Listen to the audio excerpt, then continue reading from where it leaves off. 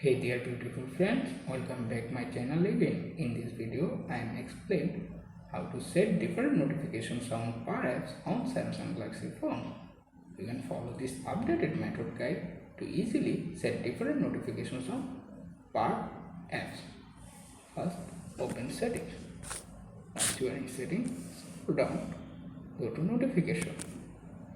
Once you are in the notification page, go to the advanced setting, where locate the manage notification categories for each app and make sure this feature is turned on.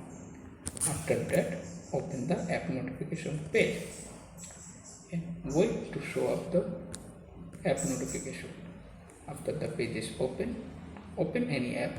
If you want to change the sound, then go to notification categories.